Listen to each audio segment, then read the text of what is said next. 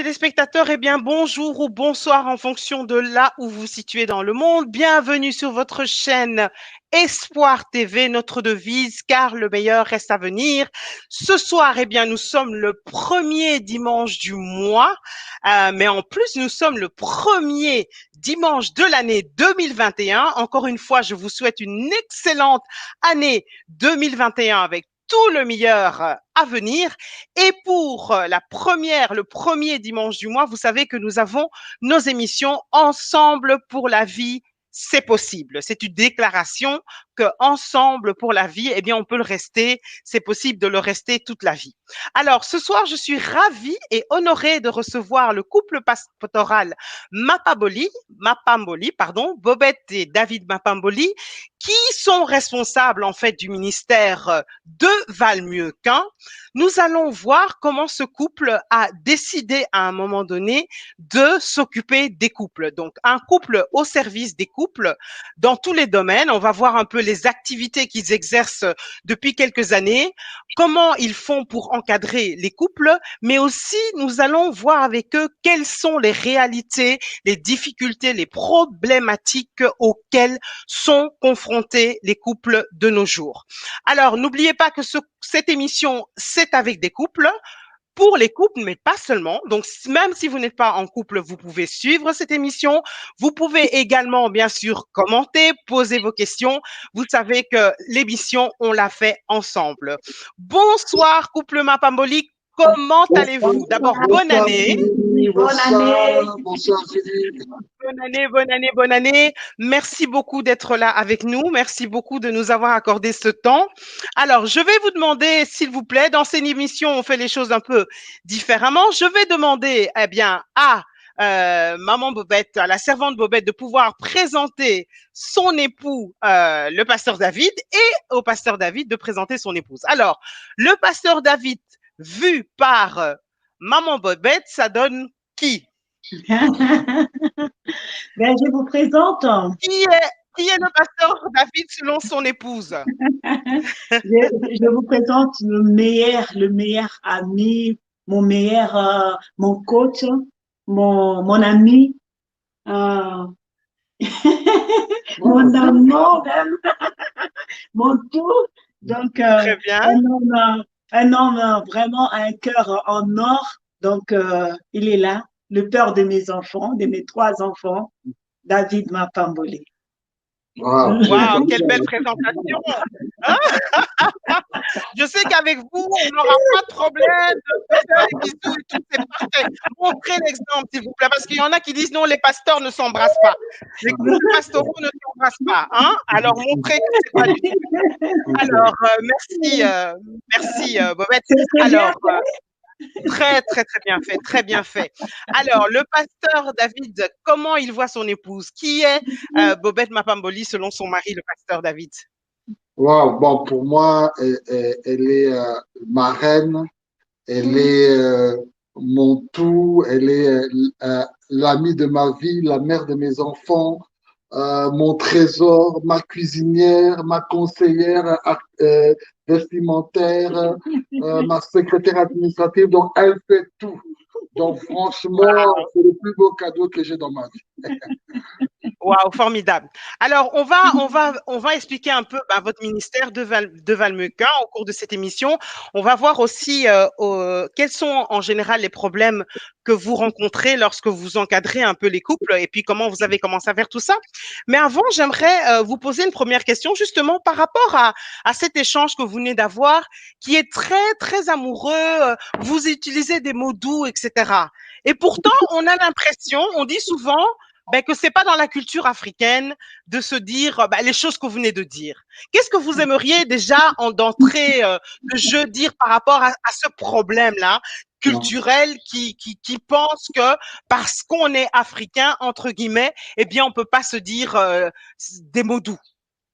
Voilà, donc c'est vrai qu'il y a ce contexte culturel qu'on ne peut pas nier qui existe dans certaines nations et notamment en Afrique où beaucoup de générations ont vécu en voyant leurs parents, leurs grands-parents, l'arrière-grands-parents ne pas exprimer les paroles d'amour. peut-être qu'au fond du cœur, ils aimaient leur épouse. Et puis, la preuve est que même s'ils n'ont pas exprimé cela physiquement, mais beaucoup de nos parents, grands-parents sont restés fidèles ensemble dans le mariage. Mais il y a quand même une nouvelle génération qui comprend que c'est pas un tabou de pouvoir exprimer. Ce n'est pas aussi un rabaissement si tu exprimes ton amour auprès de ta femme, parce que c'était aussi certains clichés, stéréotypes que les gens avaient. Ils se disaient que non, bon, si tu exprimes cela à ta femme, c'est comme si tu te rabaisses.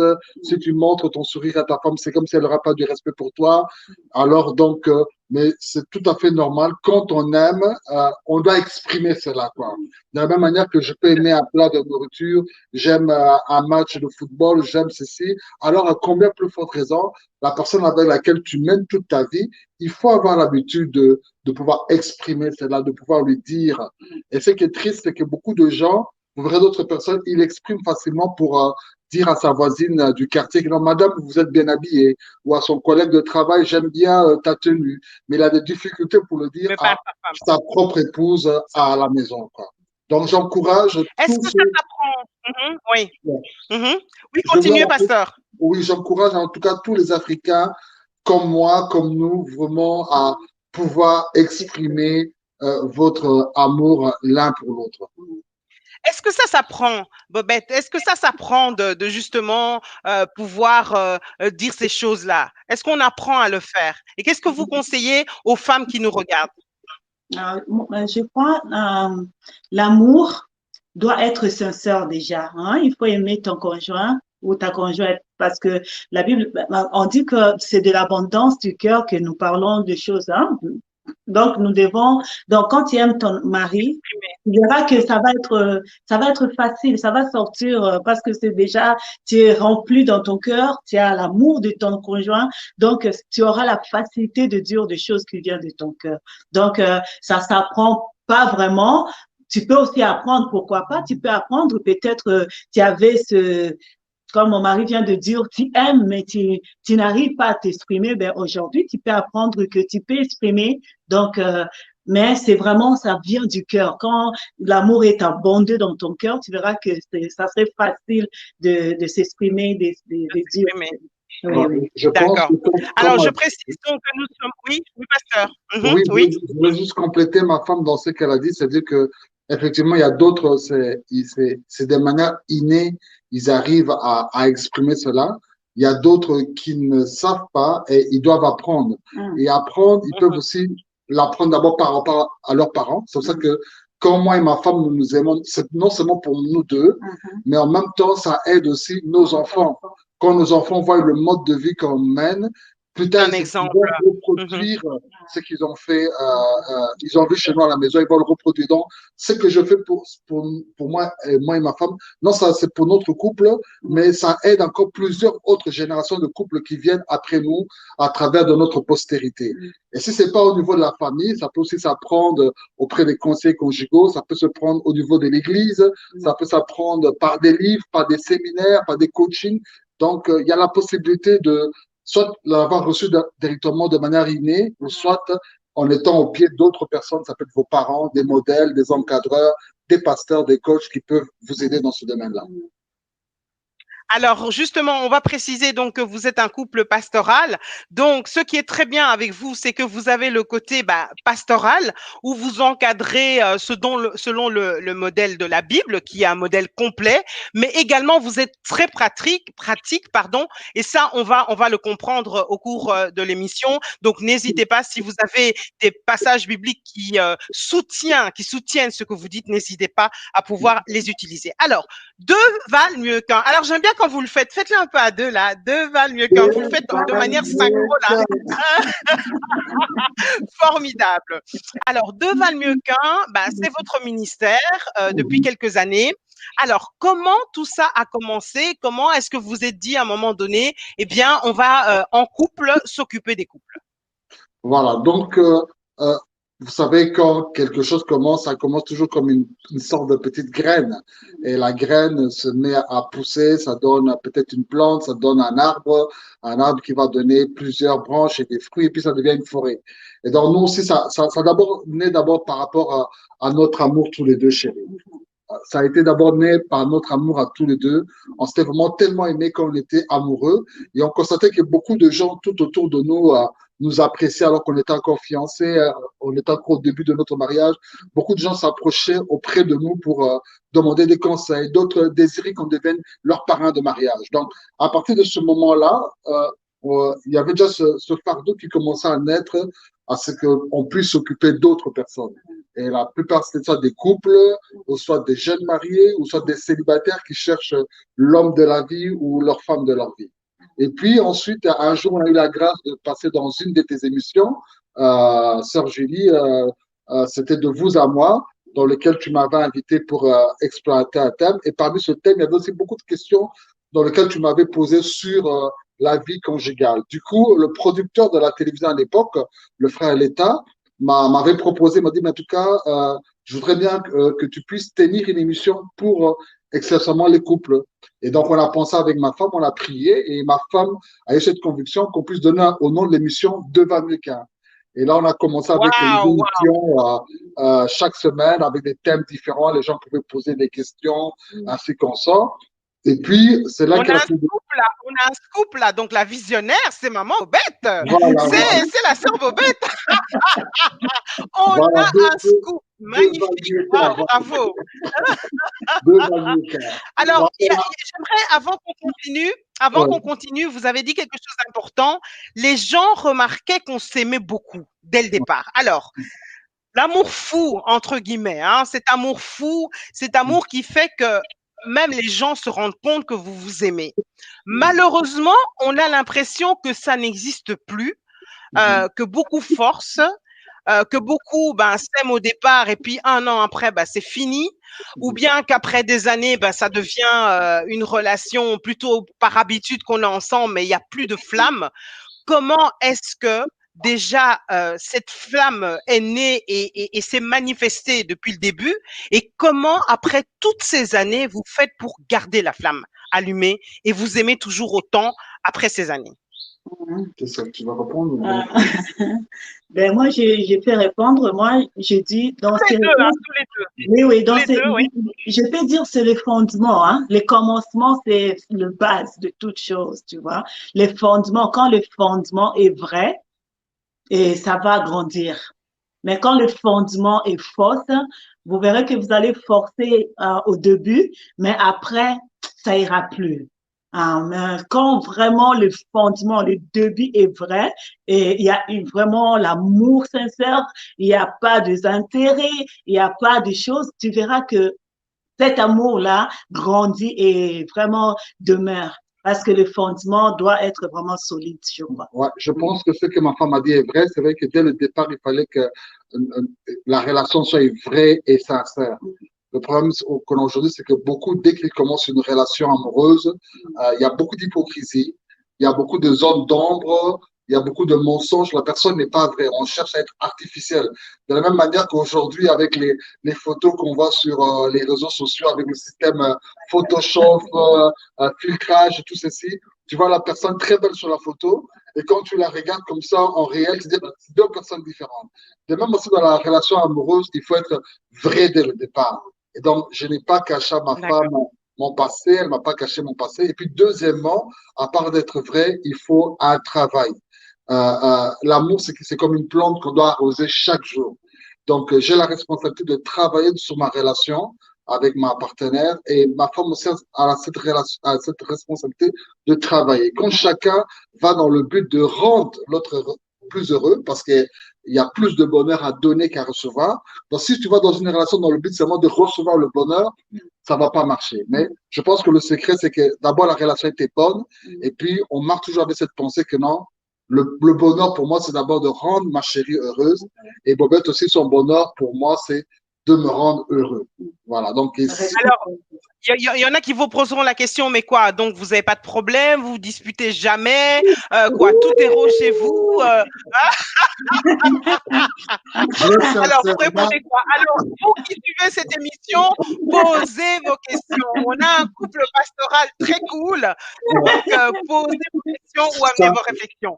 Donc, vous répondez quoi à ça? Sincèrement, ma sœur Julie, on va être sincère avec vous, c'est que chaque jour, on est aussi confronté comme tous les couples. C'est comme aujourd'hui, on regardait une émission, on faisait la rétrospection de l'année 2020, de 2000 à 2020, et ça, ils parlaient de tous les secteurs politiques, tout ceci. Et puis à un moment, ils ont mis sur tous les présidents français. Hein, durant ces 20 ans, les 4 chefs d'État français. Et puis, on a remarqué que tous les 4 chefs d'État français avaient des problèmes dans leur couple. Et puis, on se regardait avec ma femme, on a dit, ben, finalement, ces problèmes conjugaux, c'est tout le monde. Que tu sois chef d'État, que tu sois religieux ou pas, que tu sois serviteur de Dieu ou pas, que tu sois de n'importe quelle religion, tout le monde nous sommes confrontés à des problèmes. Maintenant, la question, c'est comment gérez-vous ces conflits? Parce que même, peut-être même au début de l'émission, il y a quelque chose, j'ai une pensée contraire à ce que ma femme m'a dit, mais la manière, c'est comment on gère cela. Et là, le problème, c'est là où beaucoup de couples sont butés, c'est qu'ils ne savent pas comment gérer les conflits. Et moi, Alors, on en vient, oui, bien sûr, oui. Je voulais souligner quelque chose. Je dis toujours, même dans des familles qu'il connaît, on dit que nous sommes vraiment des couples, vraiment, on est ordinaire. Donc, on a le problème comme tout le monde. Donc, on n'est pas spécial parce que nous sommes à la tête de deux Valméricains. Non, on est vraiment des gens ordinaires. On confronte le problème tous les jours, mais nous sommes seulement là disponibles pour le Seigneur, pour le servir. Donc, ils se servent seulement de notre couple pour aider les autres. Aider les autres. Pour aider les autres. Mais nous-mêmes, nous ne sommes pas parfaits. Non, on n'est pas parfaits. On a aussi nos défauts, mais Dieu nous fait grâce seulement. D'accord. Alors, on va en arriver après on va continuer à parler de deux Valméricains, mais on va en arriver un peu au vif du sujet parce que vous l'avez abordé, la question des problèmes des couples, le problème des couples. Alors, quels sont les problèmes auxquels vous êtes confrontés lorsque vous encadrez les couples? Quels sont les plus gros maux du siècle en ce qui concerne les couples? Qui soient d'ailleurs chrétiens ou non contre chrétiens, parce que malheureusement, quand on regarde les chiffres, on se rend compte que même des chrétiens, même des gens au service de Dieu, se retrouvent dans des conflits de couple terribles. Alors, qu'est-ce que vous avez constaté? Quels sont les plus gros maux auxquels sont victimes les couples de nos jours?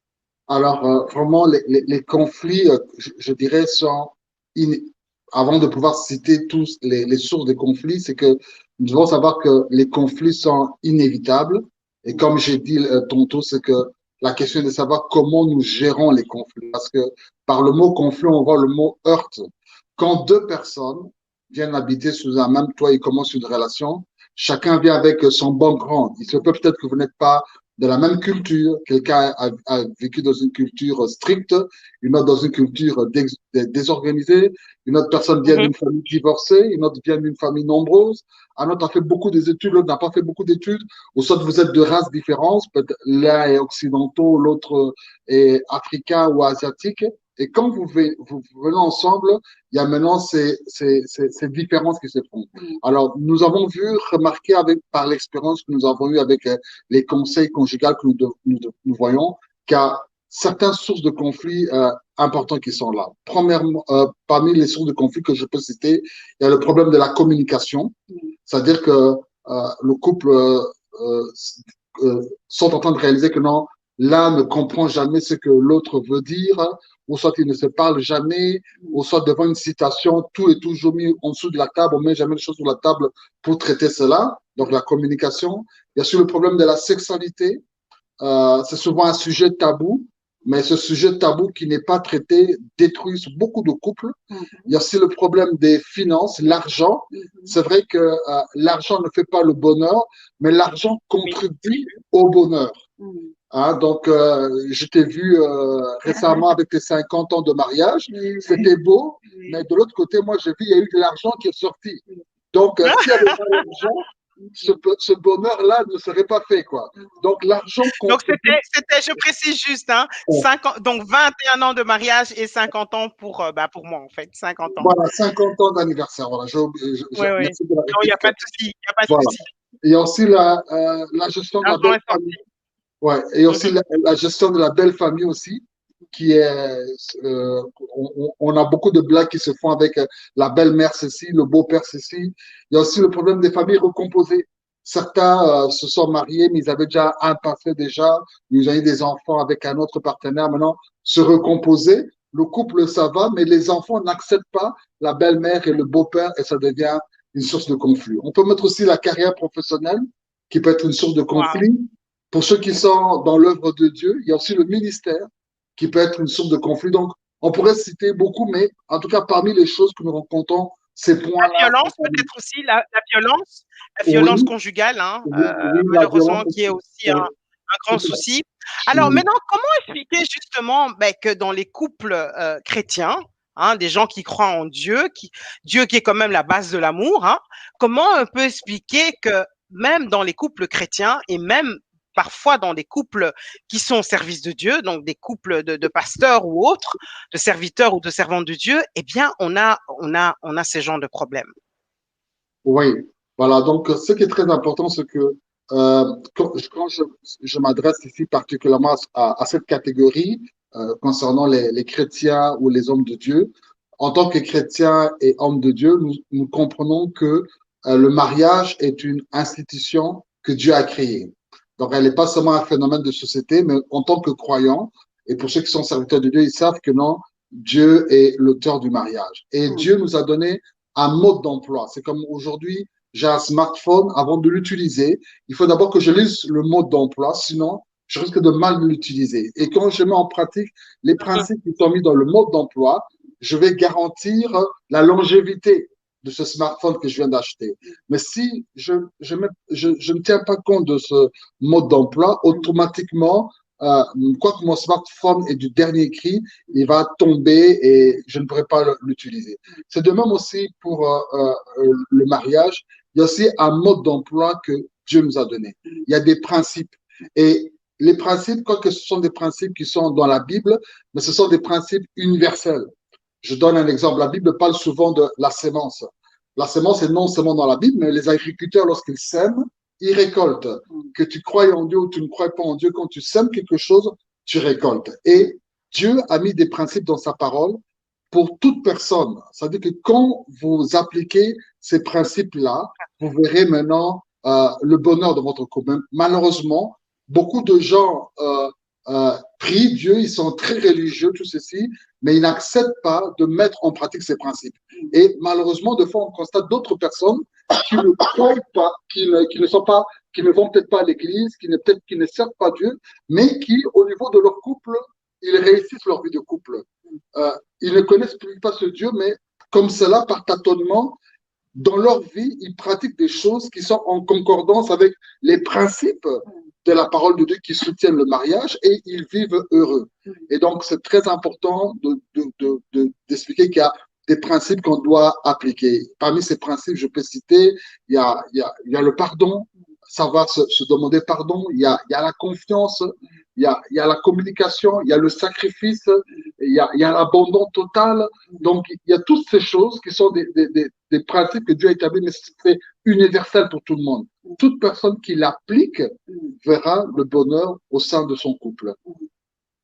D'accord.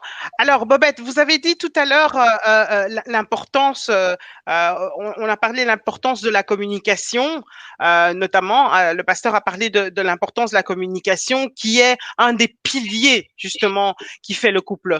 Comment, lorsque vous accompagnez les femmes, lorsque vous êtes dans des situations où il y a justement un problème, un manque de communication dans le couple, comment est-ce que vous vous adressez aux femmes pour justement les aider à s'exprimer sur un des problèmes, que ce soit au niveau de l'argent, un problème d'argent, que ce soit au niveau d'un problème sexuel, comme on l'a dit tout à l'heure, un problème peut-être de violence, un problème de famille, donc de belle famille. Comment est-ce que vous aidez les femmes à pouvoir s'exprimer? Qu'est-ce que vous dites aux femmes pour qu'elles ne cachent plus les choses, mais qu'elles arrivent à les dire? D'accord. Moi, je crois que c'est vraiment d'abord, il faut avoir la sagesse, hein, la manière dont Tu dois parler à ton mari, tu vois. Donc, au départ, s'il n'y a pas vraiment la communication avec ton conjoint, ben, il faut savoir, il faut avoir vraiment la sagesse parce qu'il y a d'autres hommes qui aiment pas converser avec leurs épouses. Donc, ils sont autoritaires. Donc, ce que lui, il dit, c'est ça ce qu'il faut faire. Alors. Donc, je crois qu'il faut avoir la sagesse, la patience, voir comment, quand est-ce que je vais parler, donc de quelle manière il faut vraiment, il faut examiner ton conjoint, donc de faire chaque chose à son temps et lorsque tu vas parler, tu verras que ça va passer. Mais quand tu veux faire ça brutalement pour montrer que tu sais bien parler, ça va pas passer parce que les hommes aiment pas être écrasés. Donc, il faut attendre, il faut vraiment calculer, voir à quelle heure, à quelle manière, à quel moment et tout là, et tu verras que tout va passer. Mais vraiment, on a besoin beaucoup de sagesse de femmes pour aborder nos conjoints, nos maris. C'est ça. Ok, mais est-ce que ça, encore une fois, c'est pas parfois un prétexte que certains hommes utilisent pour dire, mais même pour parfois même justifier la violence, de dire, bah voilà, elle m'a mal parlé et donc voilà, voilà, je la gifle. Est-ce que ça se justifie que on punisse sa femme parce elle a eu un écart de langage? Est-ce que c'est normal dans un couple qui s'aime? Je ne crois pas. Moi, je ne crois pas. Mais c'est ce que je viens de dire. Des fois aussi, nous, les femmes, on parle mal aussi. Tu Ouais, vois? c'est Oui. clair. Et Des on fois, parle trop parfois. oui, On oui, on parle parle trop. trop, on parle brutalement. Des fois, ça énerve aussi. Oui, oui, tu vois. Donc, il faut vraiment savoir comment tu parles aussi à ton mari parce que nos maris aiment pas que tu le parles comme si, même si tu connais tout, mais tu dois avoir la manière dont tu vas parler avec la paix, avec la douceur et tout. Donc, c'est ça. Mais je vais laisser mon mari parce que Mais en tout cas, de ce côté-là, je suis contre tout ce qui est violence conjugale. En tout cas, je n'ai jamais levé ma main pour taper ma femme. Donc, je condamne tout cela. Mais comme ma femme aussi l'a dit, c'est que c'est pas toutes les femmes qui sont cela, hein, mais il y a quand même des exceptions. Il y a certaines femmes qui, elles parlent vraiment à outrance, hein, vraiment de manière agressive, humiliante. Et cela pousse certains hommes. C'est pas qu'on encourage les hommes, on ne justifie pas aussi l'acte que les hommes ont fait, mais ce sont aussi des conséquences aussi de la manière dont ces femmes parlent qui poussent certains hommes à avoir certaines réactions que nous condamnons, bien sûr, hein, qui n'est pas bien, mais que nous condamnons. Alors, c'est ça que vraiment, de part et d'autre, on demande à l'homme d'avoir vraiment de la maîtrise de soi, hein, de pouvoir se maîtriser. Un homme qui sait se maîtriser lui-même, c'est un héros. C'est plus qu'une personne qui conquit plusieurs villes. Et aux femmes, on demande aussi vraiment de la sagesse, hein, de savoir, vous vivez avec votre homme, vous pouvez savoir à quel moment il faut lui dire telle chose, à quel moment on peut parler d'un problème. Et si à deux, vous n'arrivez pas, si vous n'arrivez pas à deux à parler, il faut aussi chercher de l'aide. N'hésitez pas à chercher de l'aide parmi un ami de votre couple, parmi un proche, parmi un conseiller ou un homme de Dieu que vous connaissez à vous aider lorsque, après avoir parlé plusieurs fois à votre partenaire, il ne veut pas comprendre. ben, un homme qui aime sa femme ne lève pas sa main pour frapper sa femme. Ça, c'est pas un amour en tout cas. Quand tu aimes, tu peux pas taper la personne que tu aimes. Tu peux pas la toucher quoi. Donc vraiment, on condamne ça vraiment à la violence conjugale en tout cas. Alors, merci. On va revenir à Deval Mieuxquin. Un de vos rôles en tant que ministère Deval Mieuxquin, c'est l'encadrement, justement par rapport à ces soucis, à ces conflits. Vous avez dit qu'un des problèmes, c'est pas le conflit en lui-même, c'est la manière dont il est géré. Et vous aidez justement les gens à gérer les conflits.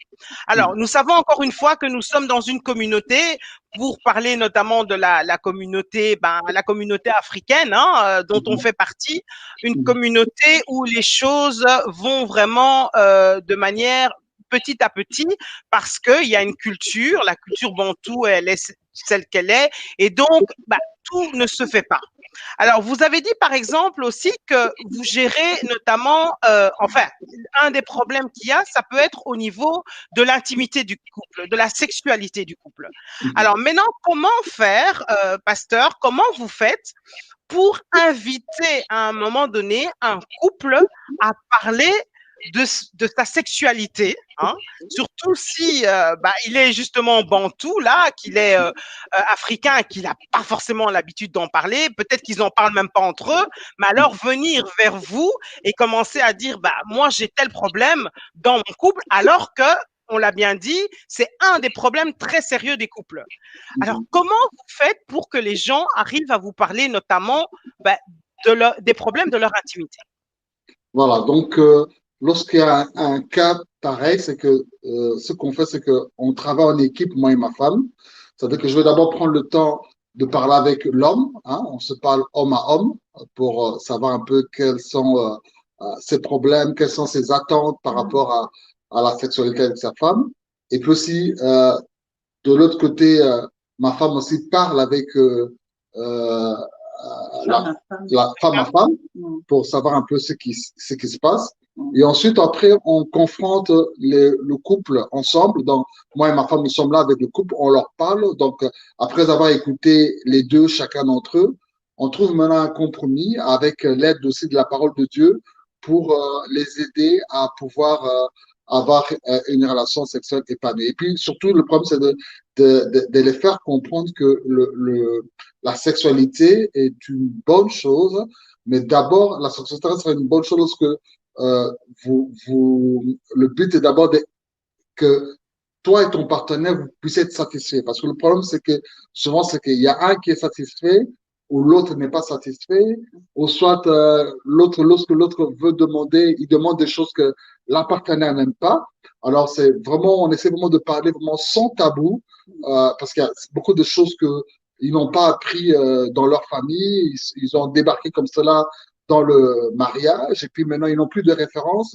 D'autres, leur référence, c'est peut-être les films pornographiques qu'ils regardent. D'autres, leur référence, c'est peut-être les histoires qui voient chez d'autres couples. Mais on leur fait comprendre que chaque couple a son intimité au niveau sexuel. C'est-à-dire que l'intimité que j'ai avec ma femme dans mon couple n'est pas nécessairement le même chez un autre couple. Et donc, chacun doit découvrir maintenant quelle est son intimité sexuelle, qu'est-ce qui est mieux pour vous. Et si vous voyez que ça, c'est bien pour vous et que ça vous donne du plaisir et il n'y a pas de condamnation et vous sentez que ça épanouit votre couple, ben, continuez dans cette voie-là. Donc, ça veut dire que c'est un accompagnement, c'est un processus. Ça veut dire qu'il faut déjà aider les gens à avoir un changement de mentalité parce qu'encore une fois, si on n'en parle pas, eh bien, enfin, en parler, c'est le début de la guérison, j'imagine.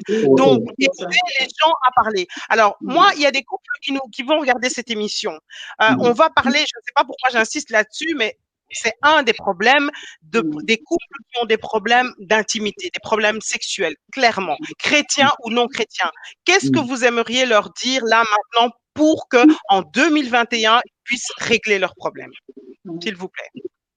Tu vas commencer, voilà, donc d'abord, je suis content parce que la première émission de cette année commence avec nous comme invités et on peut parler sur la sexualité. Donc, c'est déjà un bon démarrage. C'est-à-dire que parmi les résolutions que vous allez prendre en 2021, c'est pas seulement faire du régime ou ceci, c'est la résolution que non, je serai le meilleur mari au lit pour ma femme et la femme dira aussi je vais faire vraiment du bien à mon mari au lit.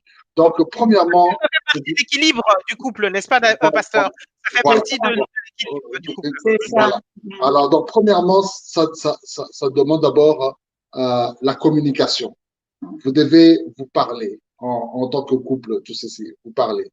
Deuxièmement, à part vous parler, savoir maintenant les attentes de ton partenaire.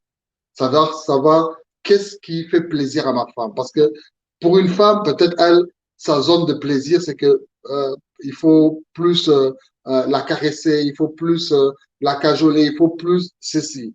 Il y a pour d'autres personnes, c'est aller directement. Mais il faut maintenant savoir comment fonctionne ta femme et comment fonctionne ton mari. Donc, toutes les femmes en général aiment les préliminaires. On est d'accord là-dessus. Toutes les femmes aiment les préliminaires. Voilà. Donc, savoir maintenant comment. Elle aime être préparée. Nous aimons être préparés. Donc, savoir comment les préliminaires pour ta femme, mais aussi savoir si pour ton mari, comment ça se passe aussi pour lui. Certains hommes, eux, peut-être, les relations sexuelles, une fois par semaine, c'est bon. Pour un autre homme, c'est pas une fois par semaine, c'est peut-être 2 fois par semaine, 3 fois par semaine. Mais non, parlons ensemble pour trouver vraiment la cohérence. Mais ce qui est très important, c'est que quand chacun est bien servi, vous allez voir que les relations sexuelles aussi vont bien aller. Le grand problème, c'est que souvent, c'est que quand la journée n'a pas bien commencé, il y a eu des querelles, il y a eu des disputes, il y a eu ceci, et puis à la fin de la journée, l'un veut tenir l'autre, l'autre sent que cela est dégoûtant, l'autre n'a pas envie de ceci. Donc, il faut d'abord qu'il y ait d'abord une bonne romance au niveau du cœur.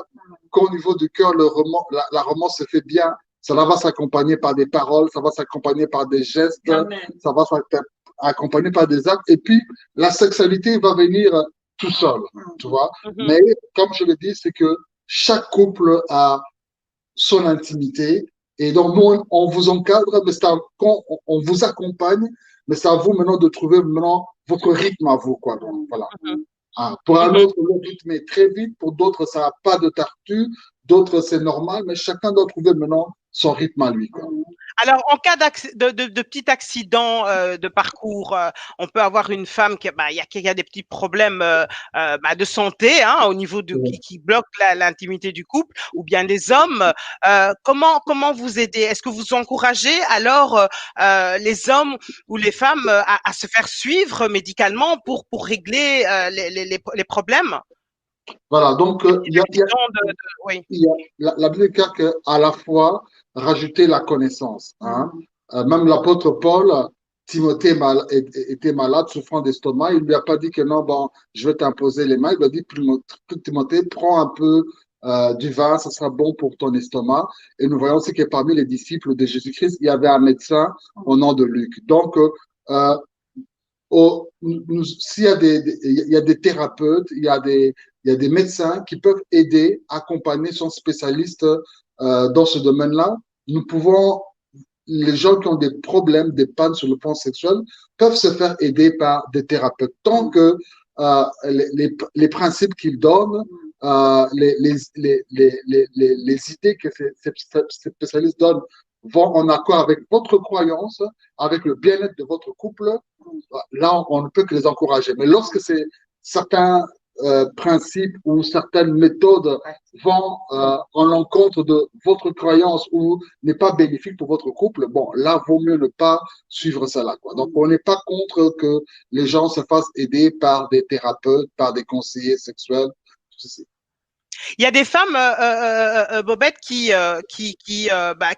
subissent de la part de leur conjoint des pratiques qui ne leur plaisent pas, qui sont des pratiques justement qui vont parfois à l'encontre de leurs convictions et qui sont même des pratiques qui ne sont pas agréables. Par exemple, la sodomie. On sait que beaucoup de femmes sont victimes de cela.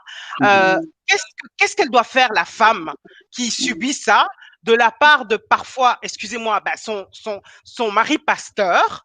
Qu'est-ce qu'elle doit faire? Non, mais qu'est-ce qu'elle doit faire? Parce qu'elle sait que ça ne lui plaît pas, ça lui fait mal, de un, et de deux, ça ne va pas, ça va à l'encontre de ses convictions. Mais son mari, qui le sait que c'est pas bon, le fait quand même. Qu'est-ce qu'elle doit faire? Ce qui ne vient pas de ta conviction, c'est pas bien, c'est un péché, c'est pas bien. Donc, il faut carrément refuser. Il faut refuser. Mais ça demande aussi la communication, Ça demande aussi la communication parce qu'il faut dire la vérité à ton mari que ce que tu me fais subir, ça me plaît pas, ça me fait mal. Et il faut parler.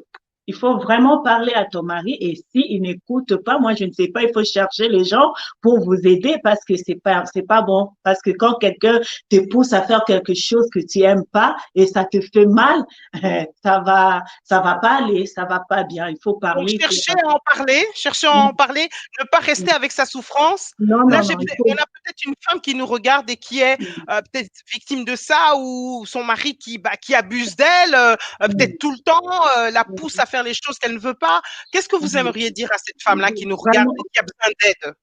chercher quelqu'un de confiance pour en parler. Il faut vraiment partager parce que ce qui nous tue aujourd'hui, c'est que nous mourons en silence dans nos couples, surtout les couples chrétiens. Nous sommes vraiment des couples hypocrites. Hein? On souffre et tout là, mais on ne veut pas partager, on veut pas montrer que nous souffrons.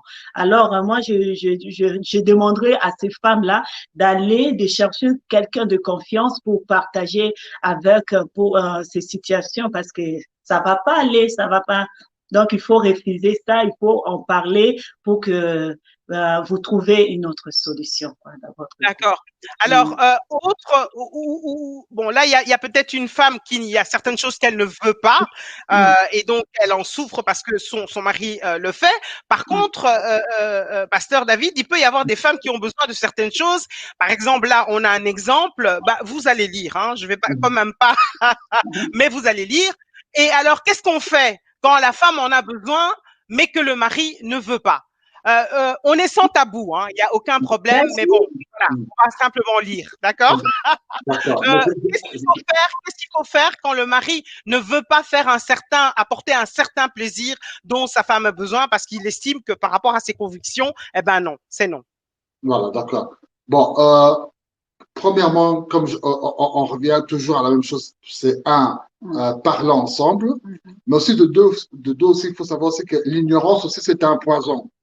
Parce qu'il y a certaines choses, peut-être, tu as grandi avec une pensée puritaine que tu te disais que c'est mal, c'est mal. Peut-être que, comme dit ma femme, que quand tu vas parler avec quelqu'un, la, la personne peut maintenant te faire comprendre que c'est peut-être pas nécessairement que c'est un mal, quoi, tu vois. Tu as grandi dans un environnement assez très puritain qui te fait comprendre que non, c'est le péché, c'est le péché, c'est le péché. Or, en réalité, ce n'est pas le péché. Mais c'est juste un manque d'ignorance.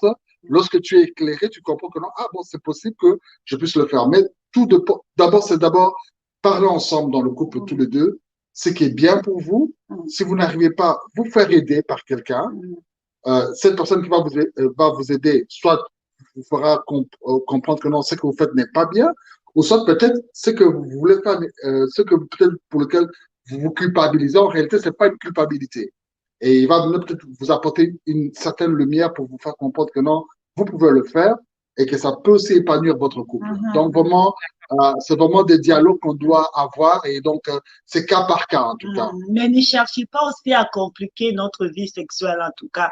Mais comme ma femme a dit, il faut pas chercher à se compliquer parce que je donne un exemple. Hein, si je dois me fier à la parole de Dieu, le premier couple qui a été sur terre, c'était Adam et Ève. Dieu leur a dit, soyez féconds. Quand il leur disait féconds, ça dit que non, accouplez-vous et multipliez-vous. Il leur a juste donné cette phrase-là. Mais pour le reste, Dieu n'a rien dit à Abraham, à Adam, quelle est la position que tu vas prendre avec Ève. C'est une question de conviction personnelle finalement.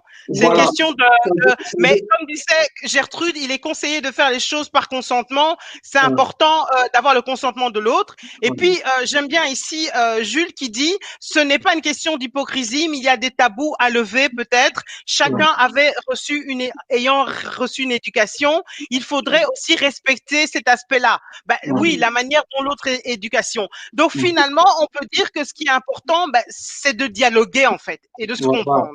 Voilà. Dialoguer, savoir ce que l'autre aime et ce qu'il n'aime pas. Donc, et aussi certains voiles de tabous, certaines choses qui n'étaient pas une condamnation, mais parce que tu as grandi dans un milieu où on t'a dit que c'est une condamnation et puis par le dialogue, il y aura une lumière qui va t'arriver, tu vas comprendre que non, ce n'est pas condamnable, que je peux le faire et ça peut être bénéfique pour notre couple, quoi.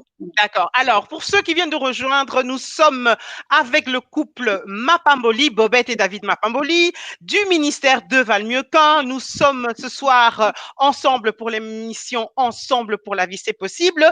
Et ils sont encadreurs. Ils ont décidé en couple de s'occuper des couples. Ils sont encadreurs pour les couples. Et comme vous pouvez le constater, c'est un couple pastoral, mais qui n'a pas du tout de problème de tabou. Ils parlent de tout. Et c'est très bien comme ça. Donc, continuez à amener vos réflexions. Si vous avez des questions, n'hésitez pas à les poser et surtout partagez. On dit que les chrétiens ne parlent pas de ces choses. Et bien sur Espoir TV, on en parle. Alors partagez l'émission. Alors, de Valmieucan, donc vous aviez commencé par une émission, une émission. Donc, il y a notamment des émissions que vous faites de Valmieucan, mais c'est beaucoup plus que cela. Alors, depuis toutes ces années, parlez-nous un peu du ministère en lui-même. Donc, on a compris qu'il y a l'encadrement, très important. Il y a les émissions également, les temps de prière aussi pour les couples. Qu'est-ce que vous apportez en plus au travers de ce ministère? Donc, il y a des événements que nous organisons chaque année. Donc, par exemple, nous avons au début du mois, à la période de la Saint-Valentin, donc autour du 13 ou 14 février. Tout dépend de la date. Mais à la période de la Saint-Valentin, nous organisons une soirée de gala. Donc, une soirée de gala où vraiment on veut que les couples se fassent plaisir, abandonner leurs enfants à la maison et penser seulement à eux deux seulement, se faire seulement plaisir. Et donc, plusieurs couples de tout âge se retrouvent, jeunes couples, vieux couples, tout ceci, ainsi que aussi les célibataires qui veulent avoir un peu l'avant-goût de ce qu'est le mariage, les divorcés aussi, voir un peu si le mariage que j'avais fait n'était pas bien, mais voir comment il est possible d'avoir encore un autre mariage mieux. Et les gens se retrouvent dans ces soirées de gala, on mange, on boit, on danse, il y a des jeux, donc c'est vraiment un défoulement et on transmet des vérités au travers des jeux, au travers des animations, au travers d'un message, au travers des témoignages d'autres couples qui sont présents. Et à part la soirée de gala, nous avons aussi des journées de conférences que nous faisons une fois par an. C'est une journée dans laquelle on prend les gens toute la journée, donc du matin jusqu'à la fin de l'après-midi. Et il y a plusieurs ateliers qui sont en train d'être faits où différents couples parlent sur un thème, chacun donne un peu son idée, et puis il y a des animateurs qui viennent donner, et nous invitons des orateurs internationaux qui viennent apporter leur expertise. Alors, avant de continuer par rapport à ça, vous avez parlé d'une catégorie de personnes qui viennent dans vos événements. Ce sont les divorcés. On se rend compte que les chiffres du divorce sont dramatiques. C'est terrible. Et encore une fois, que ça soit dans les milieux chrétiens ou non chrétiens, croyants ou non croyants, les chiffres sont très, très, très dramatiques. On est pratiquement à un couple sur 3 qui divorce, ce qui est énorme. Alors, il y avait une question d'ailleurs de mon époux tout à l'heure. Comment un peu expliquer qu'à un moment donné, un couple qui a commencé bien et qui justement a pas de problème, enfin, on avait l'impression qu'ils étaient faits l'un pour l'autre, etc. Et puis à un moment donné, paf, divorce. On a même des gens des couples après un an, c'est fini quoi. Parfois même, ils ont fait semblant pendant toute l'année d'être ensemble, mais ça n'allait déjà plus quelques semaines après leur mariage. Et même parfois, vous avez des couples qui ont fait des années ensemble et puis boum, divorcés. Qu'est-ce que vous avez constaté par rapport à cette problématique du divorce? Comment ça se fait qu'il y a autant de divorcés actuellement? Mon mari vient dire tout à l'heure que nous avons tous le problème, nous confrontons tous, nous avons tous le problème dans nos couples, mais la différence, c'est la manière où nous gérons ces conflits-là. Tu vois? Parce que des fois, on est dans des Valmieucan, des fois, on nous aidons d'autres personnes, mais quand tu écoutes leurs histoires et tout, moi, personnellement, je dis à mon mari, mais on a passé par là, on est aussi passé par là, mais nous sommes toujours ensemble. Nous sommes ensemble, ça ne nous a pas poussé à divorcer. Des fois, nous discutons pour ça, et des fois aussi, nous nous fâchons pour ça, mais appeler les gens pour que, donc, tu vois, donc, c'est vraiment la façon dont vous gérez. Alors, il y a d'autres personnes qui ne s'y portent pas. Mais moi, je dis dans tout ça aussi, maman, je reviens toujours au fondement. tu vois, au fondement. Il faut que l'amour soit sincère, soit solide et tout là. Parce que quand tu aimes, tu vas toujours pardonner, tu vas surmonter des choses et tout. Mais quand il n'y a plus l'amour, c'est là où vraiment les gens disent que c'est fini, quoi, on divorce. Mais quand il y a Alors, l'amour, il y a encore l'espoir. alors, maman Bobette, il y a peut-être des gens qui vous regardent, des femmes qui vous regardent, des hommes qui vous regardent, qui disent oui, mais aimer là, c'est quoi l'amour? C'est quoi aimer? C'est quoi aimer, finalement? C'est quoi aimer? La définition de l'amour, cet amour-là qu'il faut avoir, c'est quoi aimer? Oh my God. En tout cas, cet amour-là, on nous dit, la Bible nous dit, l'amour supporte tout. L'amour pardonne, l'amour ne soupçonne pas, l'amour, toutes ces choses, tant croyant, je sais que l'amour, c'est de donner. Donner, c'est que, comme mon mari disait, donc il faut donner, donc faire du bien à l'autre, tu vois. Donc cet amour, c'est vraiment, il faut avoir la patience pour la personne. Donc l'amour pour moi, c'est vraiment, c'est Jésus qui a donné sa vie pour nous. Il s'est sacrifié. Donc et nous aussi, nous allons aimer nos prochains. Parce que ce que j'ai constaté aussi dans les couples, nous avons la facilité de pardonner les amis, les autres personnes, mais pour pardonner la personne dont vous partagez une vie, c'est vraiment difficile de pardonner ton conjoint ou ta conjointe.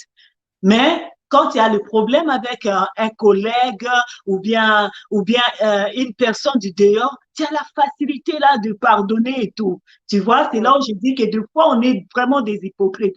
Parce que celui qui est avec toi, tous les jours, vous partagez la vie, tu as les difficultés pour le pardonner. Mais tu vas pardonner un ami, tu vas pardonner un collègue. Je trouve ça vraiment on est compliqué dans nos couples. Vraiment que l'amour là soit vraiment dans nos couples. Finalement.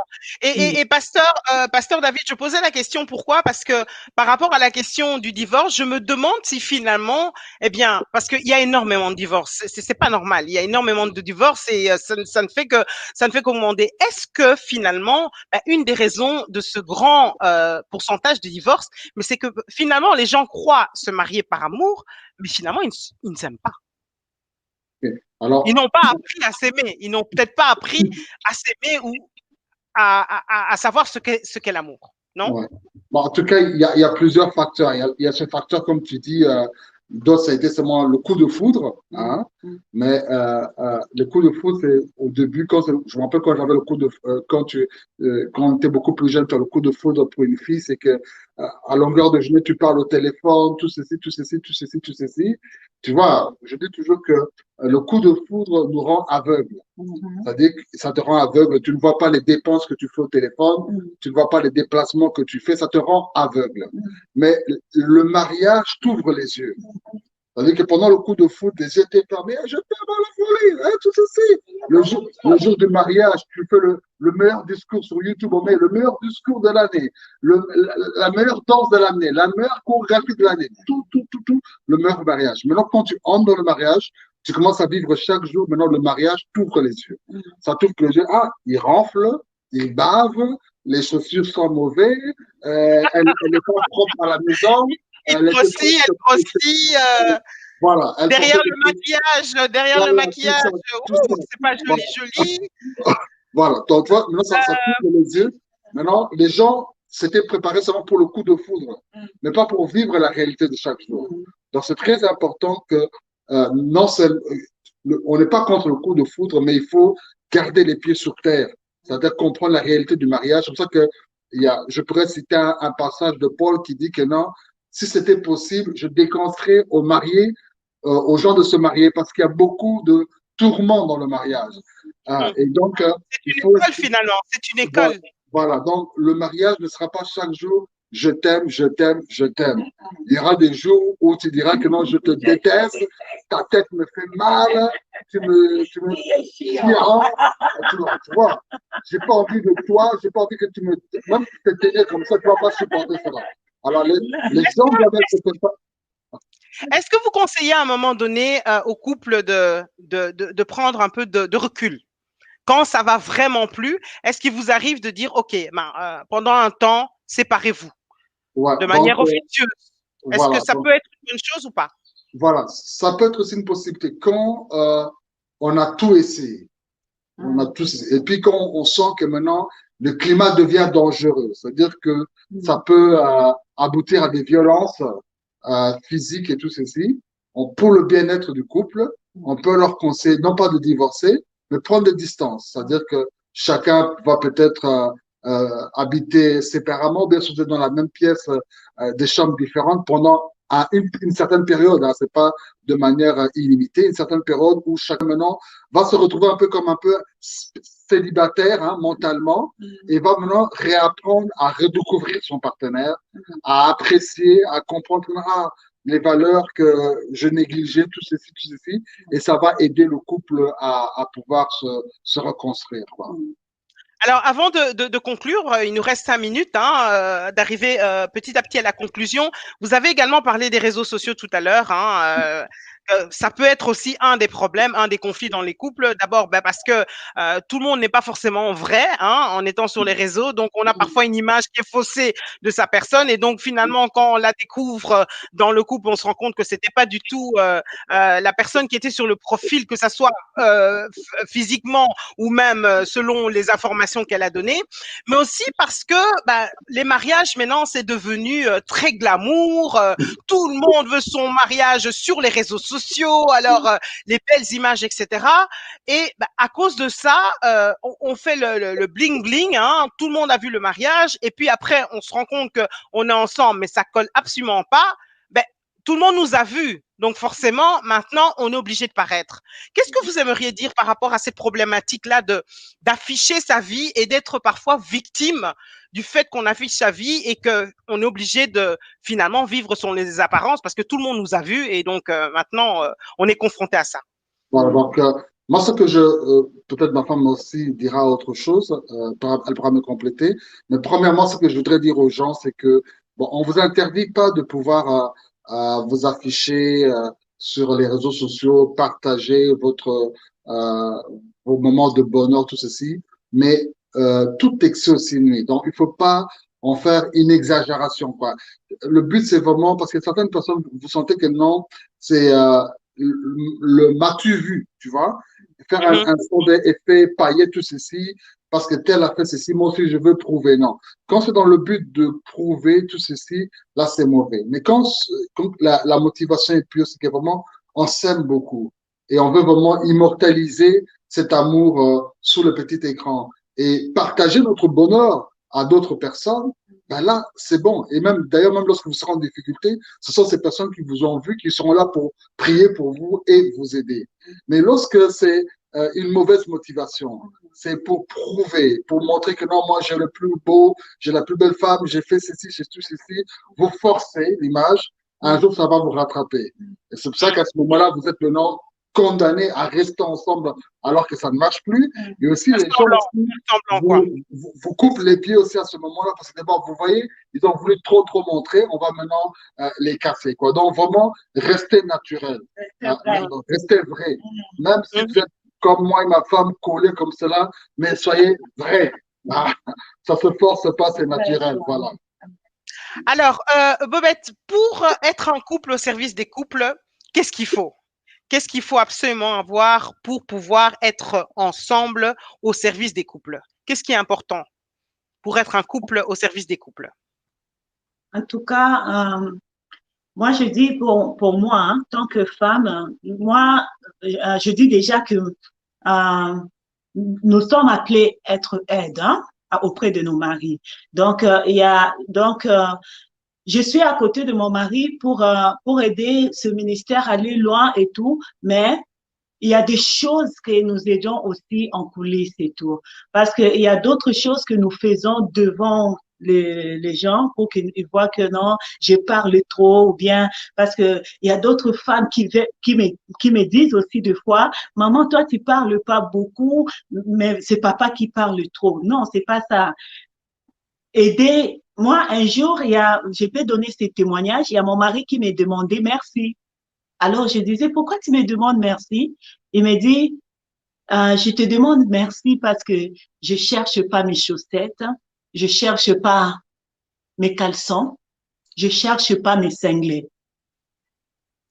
Donc, ça m'a fait, waouh! Donc, comme nous sommes des femmes, c'est pas pour paraître comme ça, voir, ah, je suis là à côté de David, je l'aide et tout là. Non, c'est David là pour qu'il soit David, pour qu'il vous bénisse, pour qu'il vous Il y a parle. Bobette. Il y a Il y a Bobette. Bobette qui, tu vois? Donc, Bobette est là. Alors, il y a des femmes, moi, je vais même parler, j'en profite de parler parce qu'il y a d'autres femmes de pasteurs qui sont tellement complexées et tout. Comme elle sait bien parler, comme elle parle très bien français, elle veut aussi seulement parler seulement. Peut-être c'est pas ton appel.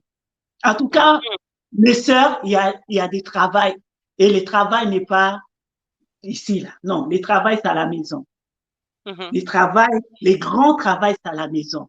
C'est Et à quand genoux même. David, C'est à genoux même. ah, C'est à genoux oui. Et dans la chambre. quand David est bien à la maison, quand David est bien servi à la maison, quand David est heureux à la maison, c'est ce David-là qui viendra vous bénir et tout. Donc, c'est pourquoi tu vois qu'il y a d'autres gens qui forcent parce que bon, pour aider mon mari, je dois aussi, moi aussi, je dois parler, moi aussi. Moi, je te dis déjà, toi, tu connais, non, Julie? Moi, je dis toujours qu'il y a des choses, il faut vraiment demander à David pour parler, parce que parler, c'est David. Moi, en tout cas, je suis là seulement pour appuyer David. Mais le travail, c'est pas devant ici. Le travail, c'est vraiment à la source, à la maison. Donc, il En tout faut que cas, ton merci. mari, Mhm. pardon, Oui, il faut continuez, que ton continuez. mari, il faut que ton mari, il y a d'abord de petites choses là qu'il faut faire pour qu'il soit un homme heureux. Donc, arrange d'abord ses chaussettes, ses caleçons, ses cinglés. Il en a besoin. Il a besoin de ses affaires. Il a besoin de voir la propriété dans sa maison. Donc, toutes ces choses-là, c'est le travail, un grand travail qu'une femme peut faire auprès de son mari. Donc, En tout cas, moi, j'aimerais vous remercier parce que je sais que vous n'êtes pas quelqu'un qui aimait être devant la caméra et vous exprimer. Et ce soir, vous avez fait vous avez fait l'effort pendant 1 heure de parler. Et en tout cas, on peut envoyer des cœurs, on peut envoyer des cœurs à Bobette Blessing, on peut envoyer des cœurs parce que franchement, moi, je suis vraiment honorée. Alors, Pasteur David, qu'est-ce qu'il Oui. faut pour être un couple au service des couples? Voilà, donc il faut avoir quelque chose. On me donne, Complétez votre épouse. voilà, voilà. Donc pour compléter ma femme, c'est que en tant que couple, il faut avoir quelque chose, hein. On ne donne que ce qu'on a. Donc il faut déjà quand même, on n'est pas, comme ma femme a dit, parfait à 100%, mais on a quand même quelque chose. Donc il faut avoir quelque chose pour donner aux gens. Et puis il faut être nous-mêmes de modèle parce que ce que nous sommes crie beaucoup plus fort que ce que nous disons. Donc, je Wow. peux venir avec beaucoup de principes, de ceci, de cela, mais il faut d'abord que moi-même, je vis ces choses. Quand les gens voient que non, je vis ces choses, ils peuvent, quand je leur dirai que non, faites ceci, faites cela, en ayant déjà vu le mode de vie que je mène dans mon couple, ça les aide aussi à pouvoir croire à cela et à mettre en principe ces choses-là. Donc, vraiment, je pourrais dire que avoir quelque chose et d'abord nous-mêmes pratiquer ces choses avant de pouvoir donner cela aux gens, quoi. Ok, alors en conclusion, bah, on est 2021, hein. 2020 a été très dur, même au niveau des couples, ça a été très pénible. Vous avez commencé l'année avec un temps fort, c'est un temps de prière, un temps de déclaration pour les couples. Qu'est-ce que vous souhaitez pour les couples? Quels seraient en conclusion les conseils que vous aimeriez donner aux couples pour que leur année 2021 se passe bien? Et qu'est-ce que vous aimeriez dire en tant maintenant que couple pastoral à ces couples-là pour que 2021 puisse bien se passer? OK. Voilà, donc tout d'abord, bonne année à tous les couples. Vraiment, l'année 2020 vient de passer. Il y a eu le confinement qui a été fatal pour certains couples et pour d'autres, ça a été non fatal. Mais je prie, notre désir à moi et mon épouse, c'est que pour 2021, vraiment, vous puissiez d'abord vous aimer, hein, vraiment mettre l'amour comme fondement, la meilleure fondation pour votre relation, c'est l'amour, hein, et comprendre que vous n'êtes pas tout seul. Donc les problèmes que vous passez dans votre couple. Des fois, vous pensez que vous êtes la seule personne. Il y a d'autres personnes qui sont passées par le même problème que vous et qui sont pu ressortir debout. Et donc, je voudrais dire à un couple que non, par rapport au problème que vous êtes en train de passer, c'est possible que vous puissiez ressortir debout de cette situation-là. Et surtout de placer votre confiance à Dieu, qui est l'auteur du mariage. Ça vous aidera beaucoup. Et aussi, ne vous enfermez pas, parlez avec d'autres personnes. Et que vraiment, en cette année, vraiment, vous puissiez récupérer les années perdues. Parce que vous avez pu voir durant l'année 2020, beaucoup l'ont commencé, mais ils l'ont fini veuve. L'épouse est partie, ou le mari est parti, ou les enfants sont partis. Et donc, si vous êtes encore en vie, tous les deux ensemble, profitez. Parce que la vie est précieuse. On a vu comment des personnes en bonne santé sont parties. Mais si vous êtes là, il faut profiter de chaque instant avec votre partenaire. N'attendez pas demain. Quand il faut dire je t'aime, dites que je t'aime. Quand il faut faire un sacrifice, faites le sacrifice. Quand il faut vous faire plaisir, faites-vous plaisir. C'est bien d'économiser, mais des fois, prenez aussi vos économies. Faites-vous plaisir en couple. Allez à Dubaï, comme l'a fait Julie et côté. Ce serait vraiment formidable. Sans les enfants, sans les enfants. Alors, je précise concernant Dubaï, pour ceux qui ne le savaient pas, c'est que mon mari a pris 1 an et demi pour me préparer et me faire cette surprise-là. Donc, je n'étais au courant de rien. Il a créé un groupe Messenger. Il a organisé ça avec des personnes pendant 1 an et demi sans que je ne sache rien. Et en plein confinement, il m'a annoncé 2-3 jours avant le voyage qu'il m'offrait mon voyage à Dubaï. Donc, c'était pour fermer la parenthèse, mais c'était pour préciser que je ne savais rien. Et donc, il a organisé une surprise. Donc, il faut organiser des surprises, n'est-ce pas, Pasteur David? Félicitations, papa Tété, félicitations. Nous voulons ça, 2021, nous voulons que nos hommes nous amènent aussi partout, hein? Pourquoi pas? C'est pourquoi tout à l'heure, papa David avait dit, l'argent est important aussi dans les couples. Que Dieu bénisse nos papas, qu'ils puissent avoir beaucoup d'argent pour nous gâter, n'est-ce pas, les papas? Alors, en conclusion, Bobette Blessing, qu'est-ce que vous aimeriez dire? Qu'est-ce que vous souhaitez pour les couples là pour 2021? Vraiment, mon mari a tout dit, mais je peux rajouter vraiment beaucoup de bonheur dans le couple, que nous vivrons vrai dans nos couples. Nous arrêtons à nous paraître. Il faut que nous soyons vraiment nous soyons vraiment vrais et que nous profitons vraiment de tout moment que le Seigneur nous donne parce que vraiment la vie est précieuse. Nous avons vu vraiment que 2020 nous a enseigné. Et si vraiment 2020 t'as pas enseigné, là, ça ne va pas. Ça nous a enseigné pour profiter les uns les autres, profiter avec la personne que tu aimes, profiter avec tes enfants, profiter, surtout les pasteurs, profiter avec les mamans pasteurs, profiter vraiment. Parce que nos pasteurs s'occupent trop de l'église et l'année 2020, il n'y avait pas l'église, on était à la maison. Alors, ce système-là continue, même quand l'église va retourner, vraiment prenez le temps de s'occuper, d'être ensemble avec vos femmes.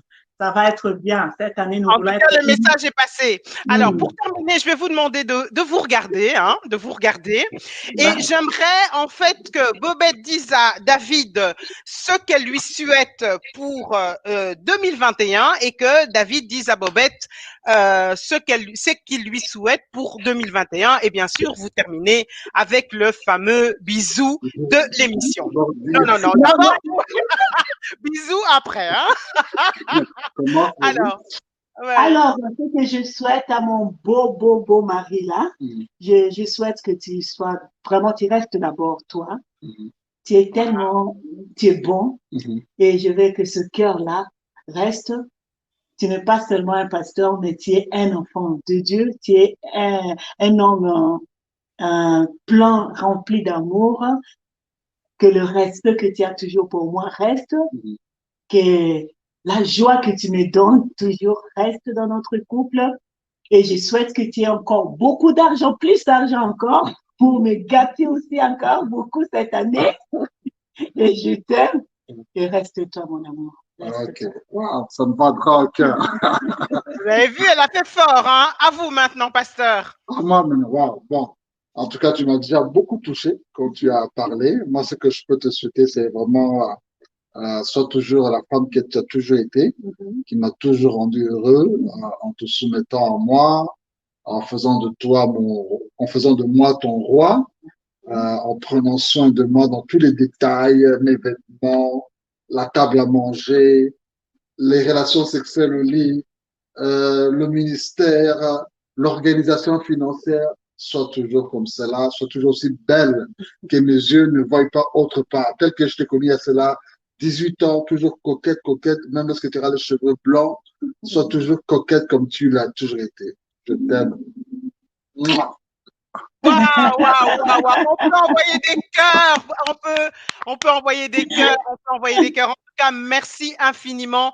Ben voilà, c'est ce que j'aime chez vous. C'est votre naturel, c'est votre simplicité, c'est votre, voilà. On sent que vous êtes vrai et surtout, c'est sans tabou et vous avez vraiment des conseils qui, je pense, ont fait du bien à beaucoup de gens. Alors, je vais, bien sûr, si vous voulez, contacter le couple Mapamboli, n'hésitez pas. Ah tiens, je ne vois plus vos coordonnées. Pourquoi elles ne s'affichent plus? Je ne comprends pas. Bon, vous allez, s'il vous plaît, noter les coordonnées hein, sur les commentaires. Comme ça, les gens pourront les voir. Mais sinon, où on peut consulter donc le ministère de Valmieucan, s'il vous plaît. Voilà, donc je vais vous donner les différents canaux sur lesquels les gens peuvent nous contacter. Déjà via notre page Facebook qui est De Valmequin. N'hésitez pas à aller sur la page Facebook De Valmequin et cliquer aimer, comme ça vous recevez les notifications. Il y a aussi notre compte YouTube qui est De Valmequin TV. Voilà, N'hésitez c'est bon. pas à vous abonner et là vous pourrez recevoir chaque fois que nous avons des vidéos en ligne.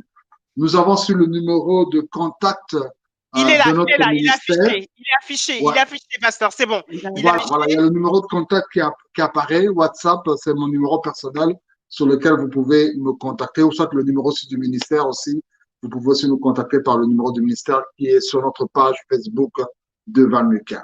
Et donc, normalement, le 13 février, hein, normalement, il y aura la rencontre sûrement virtuelle, hein, la rencontre de couple en ligne, étant donné qu'on ne sait pas encore comment ça va se passer. Donc, de toute façon, les personnes resteront informées. Donc, de Valmieucan YouTube, de Valmieucan Facebook et numéro de téléphone, contact WhatsApp là. Si vous avez des problèmes, ne dites pas je ne sais pas à qui en parler. Ce soir, vous avez vu que vous pouvez en parler à ce couple-là. C'est leur ministère, c'est leur appel. Ils encadrent les couples. Donc, s'il vous plaît, ne restez pas avec vos souffrances chez vous. Couple Mapamboli, merci beaucoup. Bonne année. Merci et à très beaucoup. bientôt. À très bientôt. Merci à toi, Avec plaisir, avec plaisir. À vous tous qui nous avez suivis, merci. N'oubliez pas de partager les émissions. Merci d'avoir participé. Vous pouvez nous suivre sur www.espoirtv.net, notre chaîne YouTube Espoir TV. N'hésitez pas à nous contacter. Vous êtes un couple, vous aimeriez participer à cette émission? Eh bien, contactez-nous. Vous savez que cette émission, c'est tous les premiers dimanches du mois. À très, très bientôt pour une autre émission. En attendant, que Dieu vous bénisse. Bye bye.